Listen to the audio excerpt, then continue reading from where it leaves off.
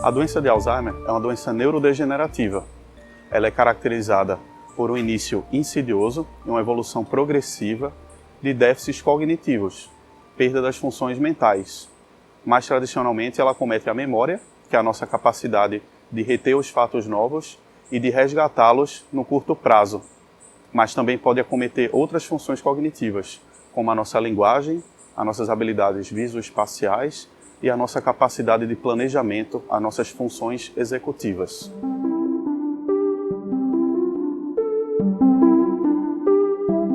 Existem pessoas mais suscetíveis a desenvolver a doença de Alzheimer.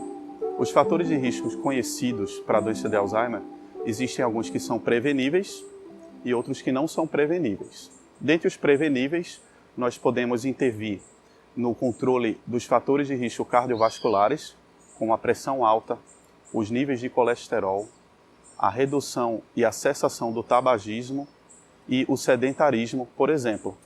Então, pessoas mais sedentárias, por exemplo, têm um maior risco de desenvolver a doença de Alzheimer. Outros fatores conhecidos também são a depressão no fim da vida, na idade idosa, o isolamento social. Entre os fatores não preveníveis, o principal deles é o fator genético.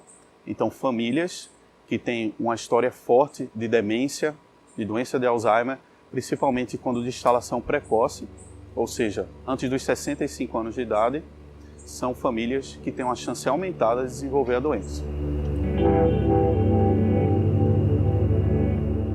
Existe uma chance aumentada entre as mulheres e nós não entendemos exatamente se é porque elas têm uma expectativa de vida maior, portanto estão mais vulneráveis à doença neurodegenerativa, ou se por elas procurarem mais ajuda, portanto fazemos mais o diagnóstico no grupo das mulheres. Mas existe uma estimativa de 2/3 em favor das mulheres na epidemiologia da doença de Alzheimer. Primeiro, nós temos que caracterizar que existe uma síndrome demencial. Ela é caracterizada por perdas cognitivas insidiosas de evolução progressiva num período maior que 1 ano. Essas perdas têm que ser relatadas pelo paciente, pela família ou vistas pelo profissional de saúde e tem que ser corroborada por meio de testes cognitivos. Essas perdas têm que ser suficientes para levar a um prejuízo funcional, ou seja, a pessoa está precisando de ajuda para as atividades de vida diária, como pagar contas, tomar o remédio na hora certa, a capacidade de ir e vir, tomar um meio de transporte, ir sozinho numa consulta médica.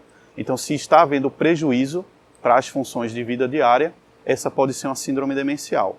A doença de Alzheimer, além de ser uma síndrome demencial, ela é seletiva de algumas dessas funções cognitivas, como memória, linguagem, habilidades visoespaciais e capacidade de planejamento, as funções executivas.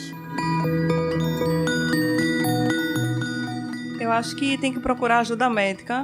Se você vê que seu pai está esquecendo de comer, tomar banho, até uma simples coisa, você tem que procurar ajuda. O melhor caminho é a ajuda, principalmente do neuro, né? Que se você mexer com a cabeça, você mexe com o corpo todo.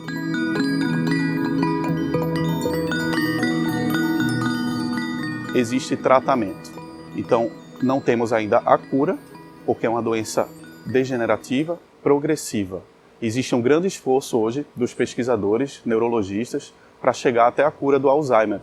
E a cada ano, vários ensaios clínicos, vários tratamentos novos têm sido testados para tentar o bloqueio das proteínas anormais que causam a doença de Alzheimer, ainda sem sucesso até o momento. Porém, existem tratamentos, e esses tratamentos, embora não sejam curativos, eles são sintomáticos, e eles buscam aliviar os sintomas da doença, como a perda de memória, a desorientação no tempo e no espaço, a alteração do comportamento, o distúrbio do sono na doença de Alzheimer e as complicações clínicas decorrentes da doença. Para todos esses sintomas, existem tratamentos clínicos testados, validados e que podem ser prescritos por segurança pelos médicos que cuidam desses pacientes.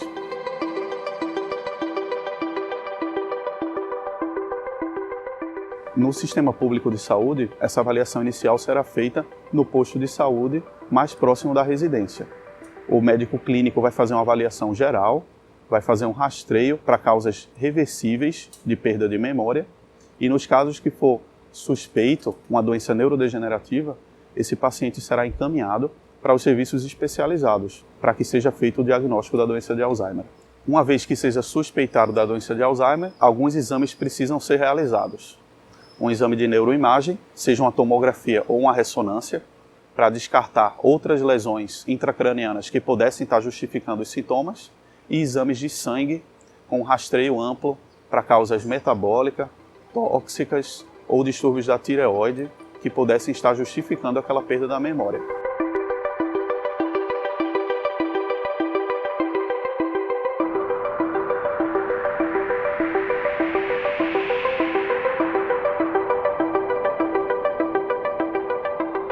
O Dia Mundial da Doença de Alzheimer é celebrado no dia 21 de setembro no mundo inteiro.